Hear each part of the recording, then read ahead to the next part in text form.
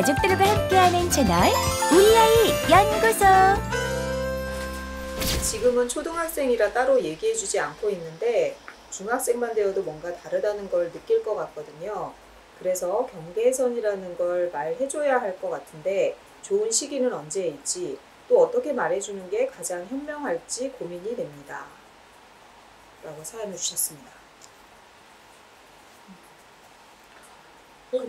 근데 나 좀 궁금한 게 있는데 주위에 그 경계성 친구들이 있잖아요. 그러면 그 친구들은 본인들이 경계선 장애인이라는 걸 알아요?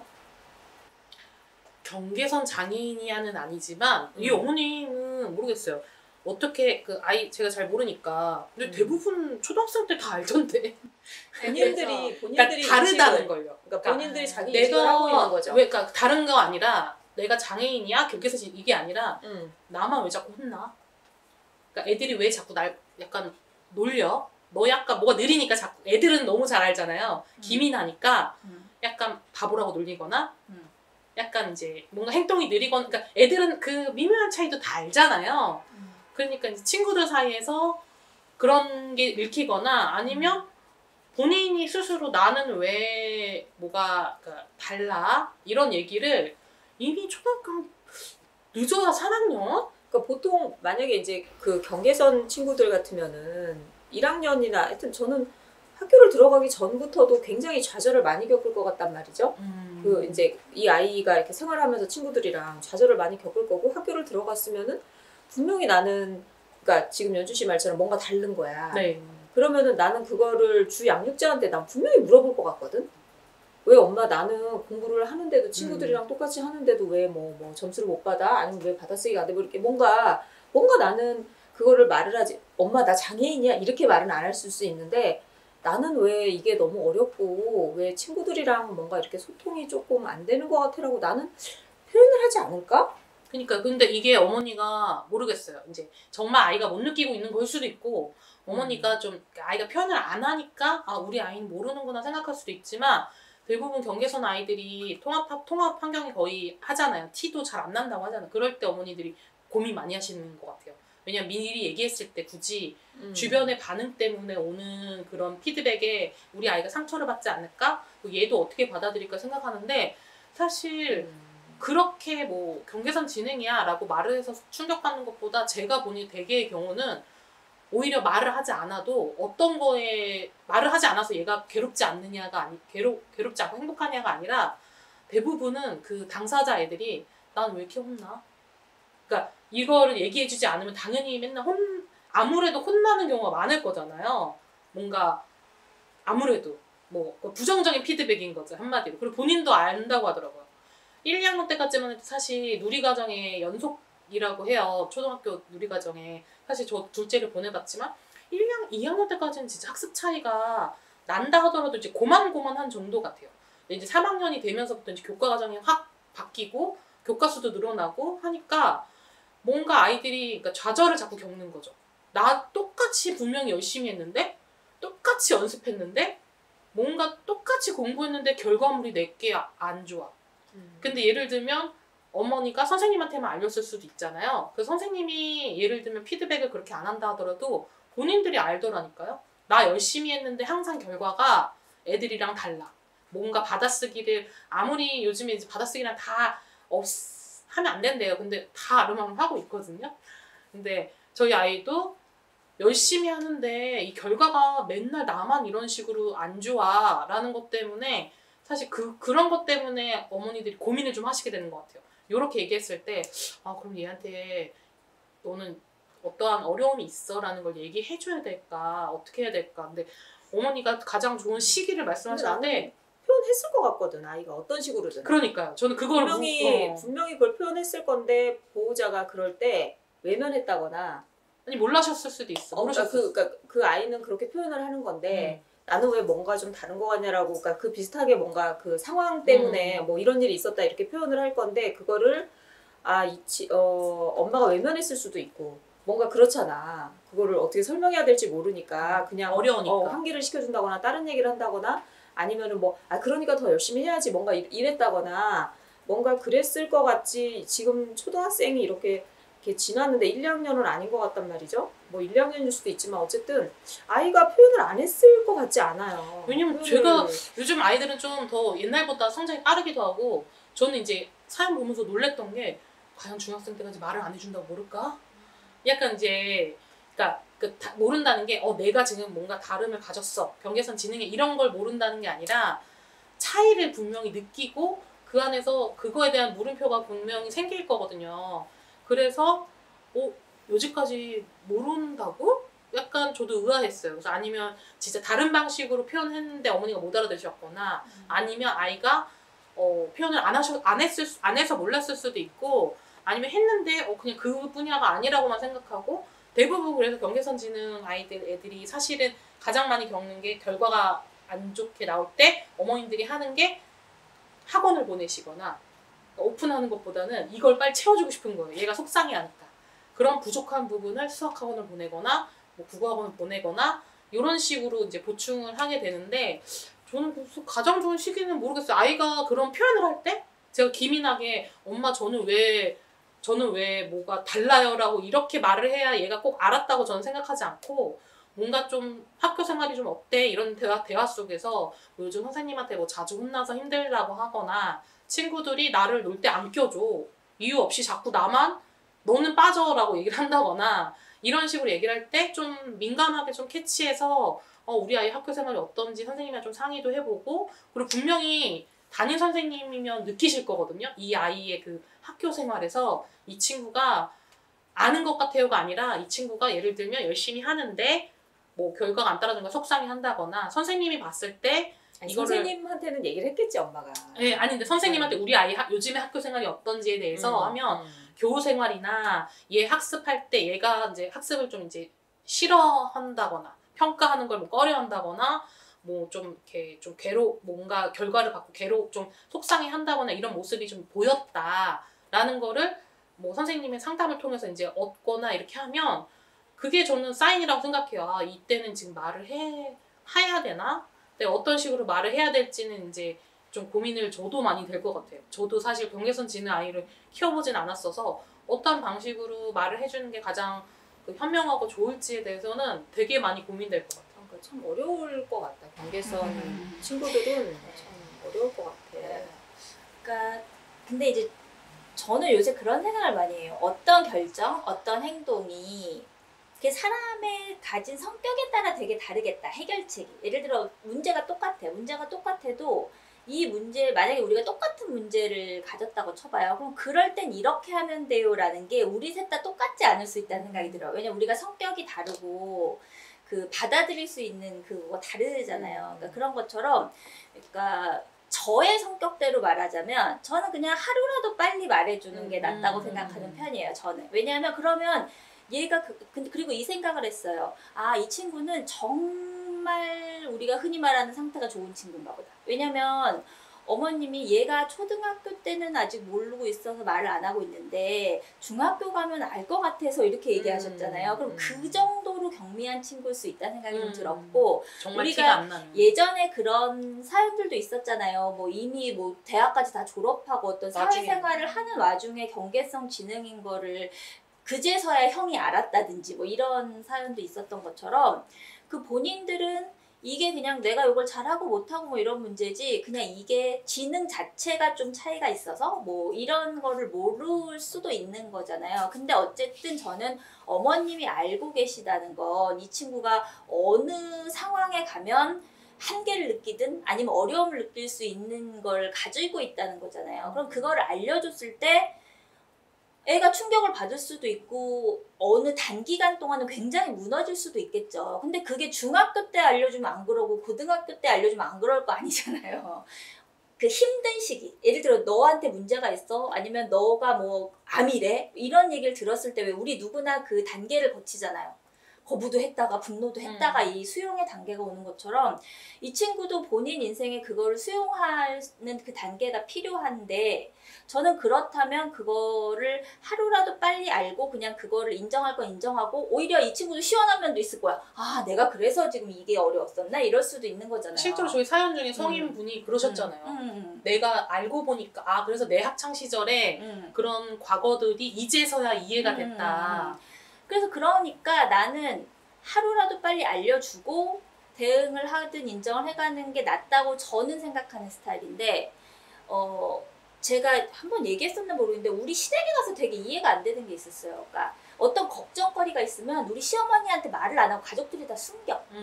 근데 우리 친정엄마나 나는 아니 아무리 그래도 어머님도 아셔야지. 왜 우리도 그렇잖아. 뭔가 자식의 걱정거리가 있는데 나한테 알려주면 나 그동안 걱정 안 해서 좋았네 이렇게 생각 안 하고 나는 그때 그걸 알고 같이 나누지 못한 걸 부모 입장에서는 더 속상해할 것 같거든요. 그래서 나는 아니 그래도 어머님도 아셔야지. 그런데 가족들이 다 숨기는 거야. 그래서 옳지 않아 이랬는데 나중에 인정했어. 우리 식구들이 그럴 수밖에 없다는 거야. 왜냐면 우리 어머님한테 알려줬더니 너무 정말 어머님이 너무 걱정이 심하셔가지고 와 식구들이 말 안 하는데 이유가 있었구나 이런 느낌을 받았거든요. 그러니까 저도 이 아이의 성격, 그치. 이 부모님의 성격 여러 가지에 따라서 지금이에요. 3년 후에요를 아무도 정해줄 수 없다고 생각해요. 그래서 그냥 어머님이 그 상황은 보고 가시는데 어느 때 예를 들어 중학교 때 알려주고 우리 다 흔히들 중2 무섭다고 하는데 그 오히려 더 큰 사춘기 알려주는 것보다 그냥 하루라도 빨리 알려주시는 게 어떨까라는 게 저의 개인적인 의견이고 그 어떤 아이의 상황, 상태, 부모님의 성격 이거는 개인에 따라 봐야 된다고 생각하고 그리고 이 채널에서 이런 말 해도 되는지 모르겠지만 경계성에 대한 얘기는 저희의 이야기를 듣지 마세요. 아니 저희는 경계성을 잘 모르는 사람들이에요. 아니, 물론 이 일도 하고 만나기 때문에 우리가 미루어 짐작하거나 경험하는 것들이 물론 있지만 경계성에 대해서 우리가 모르는 아주 세부적인 걸 알고 있는 사람들이 저는 솔직히 아니라고 생각하기 때문에 그 예를 들어 경계성에 대해서는 이 어머니가 우리보다 더 많이 하는 게 있을 수가 있어. 근데 어떤 조언을 나보다 모르는 사람한테 들으면 안 되지. 그러니까 본인보다 많이 하는 사람한테 물어보고 결정하실 필요도 있고 어떤 문제든. 아니 근데 그 얼마 전에 제가 수원에 가서 부모님들을 뵐 기회가 있었는데 그 어떤 어머니 한 분이 미국에서 오신 분이에요. 그러니까 아이가 3살 때 그 장애 판정을 받고 미국을 가신 거야. 우리나라 너무 절망스러워가지고 가신 거예요. 네. 근데 이제 그 어머니가 잠깐 한국에 오셨을 때 이제 어떻게 이제 잠깐 만난 거예요. 근데 나는 정말 그 어머니가 너무 존경스러웠던 게 뭐냐면 자기는 한국에 있을 때부터 그 아이가 ADHD래요.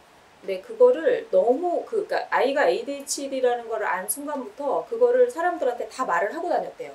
아이랑 이제 동행하고 다니면서 아 우리 아이가 ADHD가 있다 이렇게 다 얘기를 했고 왜 그거를 사람들이 아이들의 장애를 그렇게 말하지 않는 거가 자기 너무 이상했다는 거예요. 왜 그러냐는 거야. 대부분의 부모들은 그걸 숨기려고 하거나 막 이러잖아요.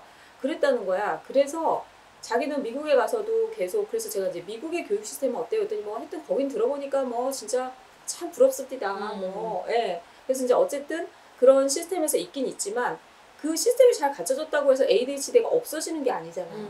그러니까 얘는 어디를 가나 항상 그 본인이 가지고 있는 그 장애 때문에 아이들한테 피해를 주고 계속 이제 이런 상태인 거야. 그런데 이 어머니는 어디를 가든 계속 다 얘기했대. 아 얘가 ADHD라서 그래요. 이제 그렇게 이제 한 거야. 엄마가 그러니까 너무 그거를 아 얘가 그러면은 장애가 나쁜 게 아닌데 어떠냐는 거지. 그리고 그 사람들이 알아야 된다는 거야. 얘의 특성을 알아야 되지 않니? 그래갖고 이제 얘기를 했던 거야. 근데 그 아이가 지금 15살이 됐대요. 15살이 돼서 이제 한국에 온 거야. 왔는데 그 친정 부모님이랑 같이 사는데 친정 부모님이 얘랑 못 살겠다고 한다는 거야. 얘 도대체 너는 도대체 아이를 어떻게 키웠니? 이런 거고 그다음에 이 아이는 도대체 나 왜 이렇게 힘드냐? 여기 한국 왜 이렇게 힘드냐는 살기 거야. 힘드냐? 나 왜 이렇게 힘드냐고 미국에서 그런다는 분명히 거야. 잘 살았는데. 그랬는데 그 어머니가 그러는데 이 아이가 이제 그러니까 ADHD들이 보통 이렇게 새로운 장소나 긴장하는 곳이나 이러면은 막 가슴이 뛰고 막 그래서 더 이렇게 막 이제 액션이 커지고 되는, 이러나 봐요. 그런데 그거를 아이가 이제 말을 하기 시작했대요. 엄마 나 ADHD라서 지금 내 상태가 이런 거지. 나 지금 약간 흥분됐어. 이렇게 말을 한다는 거예요. 그러니까 자기 인식이 확실한 거야. 자기 정체성이 확실하고 아 내가 지금 이렇게 다른 사람들은 뭔가 이렇게 차분한 상태로 있는데 나는 지금 그게 아닌 거야. 그러면은 아 내가 지금 나 지금 비정상이야? 나 지금 또라이야? 이게 아니고 아 엄마 내가 ADHD라서 내가 지금 이런 거죠. 이렇게 얘기를 한다는 거야. 그러면 엄마가 맞아. 그래서 그런 거야. 그러면 아 그렇군요 하고 이게 자기 이해가 되나 봐. 네, 금방 진정이 되는 거예요. 그래서 내가 그 얘기를 듣고 내가 그 어머니한테 정말 훌륭한 어머니라고 했고 내가 정말 배우는 게 많았거든요. 그러니까 이 아이는 그동안에는 계속 이제 엄마 계속 얘기했을까 자기가 막 이렇게 막 그렇게 뭔가 문제를 일으켰을 때 엄마가 사람들한테 아 우리 아이가 ADHD 때문에 이런 어려움이 있어요라고 했던 얘기를 수없이 들었을 거야. 이 아이는 그랬고 그 다음에 그걸 알고는 있었겠지. 근데 어느 순간이 딱 되니까 아 내가 지금 뭔가 다른 사람이랑 뭔가 다른 게 너무 당연한 거지. 나는 ADHD가 있으니까 가지고 있으니까 그러니까 그거를 딱 자기가 자기 인식을 딱 하는 순간에 그런 ADHD 때문에 어려웠던 행동들이 줄어드는 거예요. 정체성 금방 안정이 되는 거야. 그러니까 이 아이도 지금 이제 그 경계성 친구들 같은 경우에는 좌절을 많이 겪는다고 할 거라는 그 예상이 들잖아요. 근데 내가 왜 이런 좌절을 겪어야 되는지 내가 몰라. 그러면 뭐랄까 굉장히 사회에 대해 굉장히 비판적이 되고 친구들한테도 굉장히 그럴 것 같은 거야. 나도 노력했는데 안 돼. 그냥 부정적인 알 수 없이 부정적인 피드백을 내가 왜 안 많이 되는지를 받게 몰라. 나는 겁나 공부 열심히 했는데 나는 뭔가 시험 점수도 안 좋아. 근데 난 왜 그러는지 몰라. 쟤는 맨날 노는 것 같은데 공부 잘해. 근데 그런 거에 대한 근데 그럴 때 자기 인식을 명확하게 자기 인식을 하고 있으면 아 나는 경계성 지능을 가지고 있어. 그래서 나한테는 어떤 한계가 있고 근데 그거는 내 잘못이나 그런 게 아니야. 이런 거라는 어떤 명확한 걸 가지고 있으면 그럴 필요가 없는데 만약에 그런 게 없어. 자기 인식이 없으면 아 얘는 정말로 너무 힘들겠는 거지 삶이.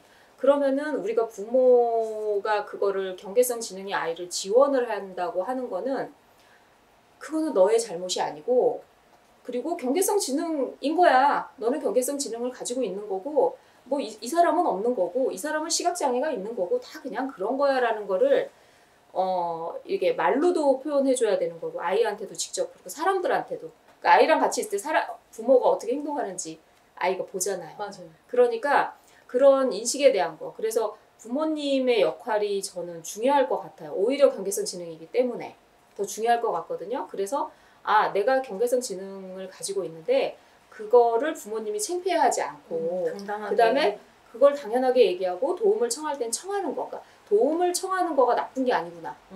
자존심 상하는 게 아니구나.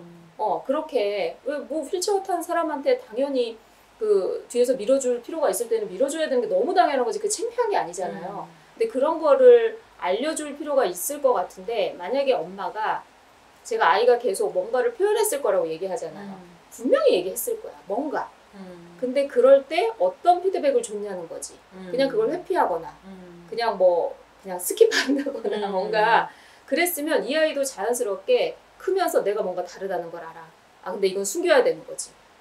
이건 창피한 거니까. 이렇게 될까봐 좀 그게 이제 걱정스러운 거야, 이 아이가. 그래서 저는 그 어머니를 만나서 아 나도 지연이한테 굉장히 그렇게 많이 했겠구나 라는 생각이 들어서 굉장히 많이 반성했고 그래서 참 어머니 정말 대단하세요. 제가 정말 또 배운다고 막 그 어머니한테 정말 존경스러운 마음이 들더라고요. 그래서 어떻게 그러실 수 있어요? 그렇게 얘기했거든요. 그랬더니 아니 뭐 어쩌라는 거냐는 거지.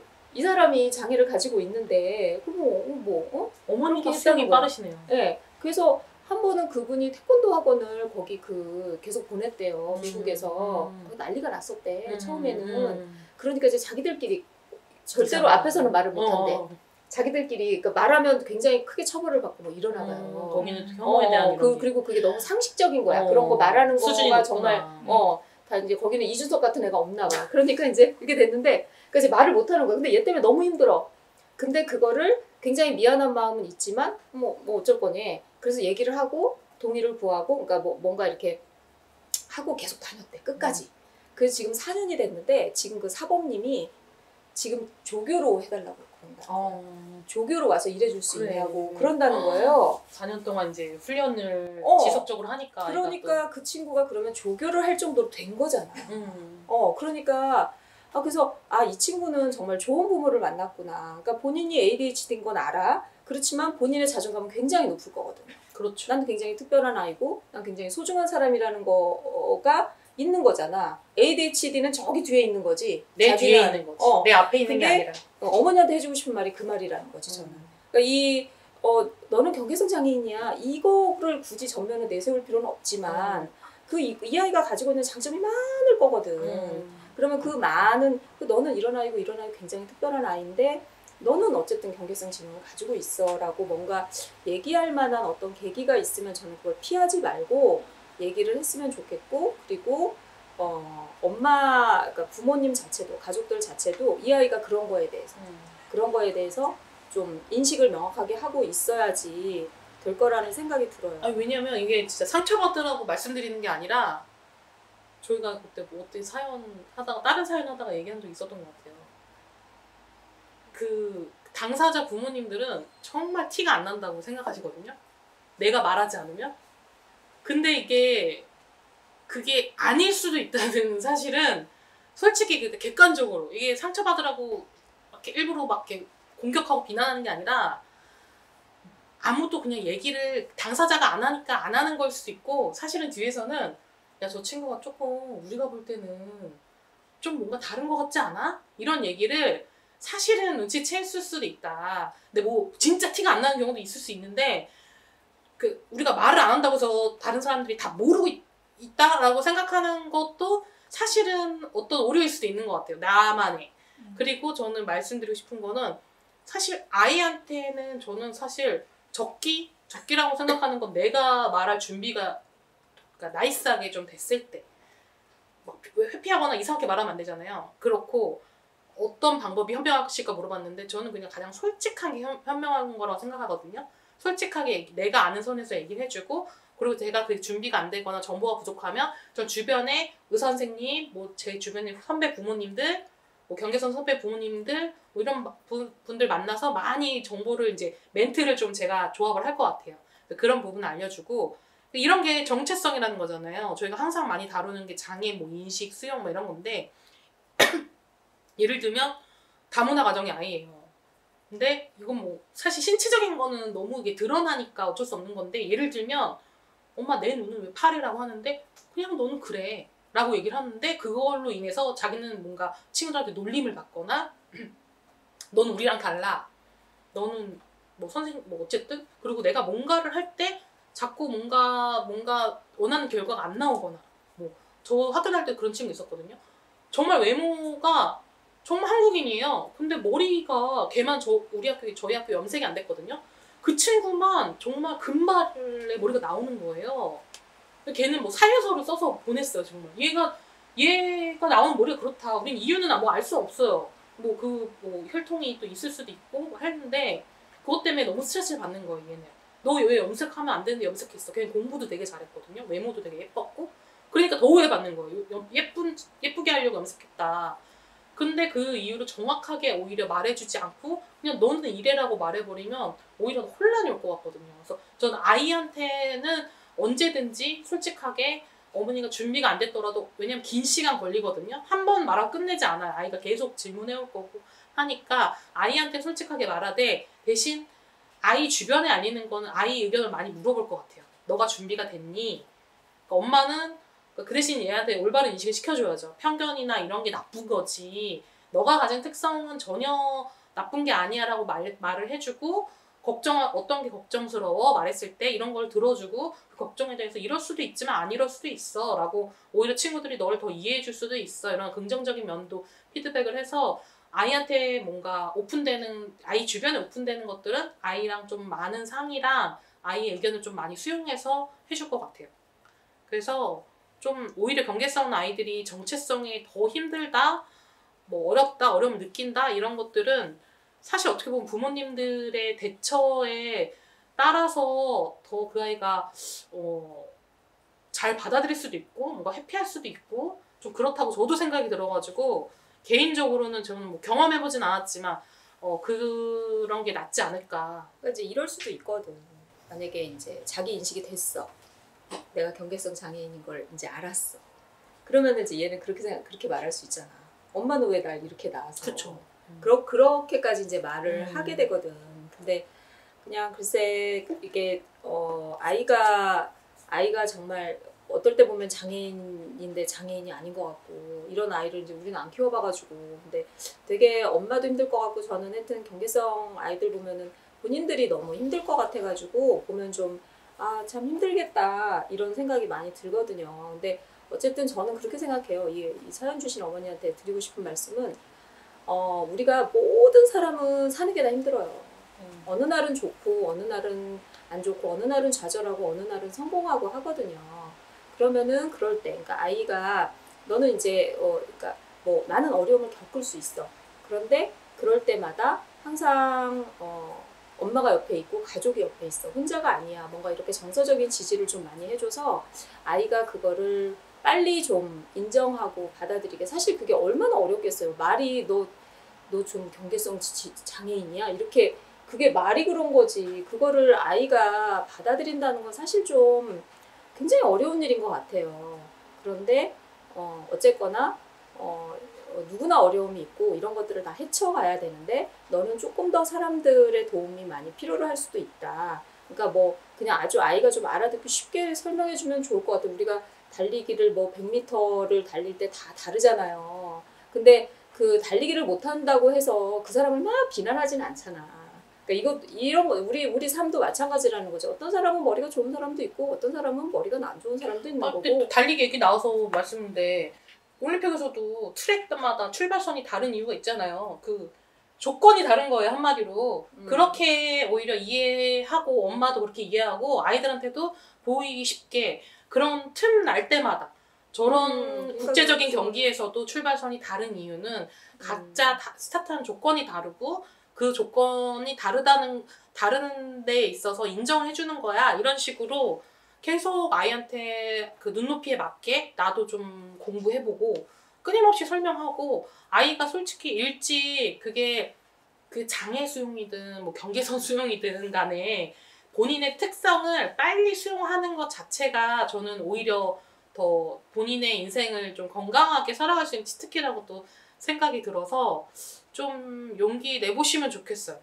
어려운 게 있으면 중간에 어떤 어려움이 있어요 라고 해서 뭐 그런 커뮤니티에 좀 도움도 구해보시고 이런데 뭐 사연 올리시면 다른 분들이 요즘에 저희 영상 올리면 이렇게 댓글을 서로 달아주시고 서로 조언들을 해주시더라고요. 그래서 아마 또 그런 의견들이 또 올라오지 않을까 싶습니다.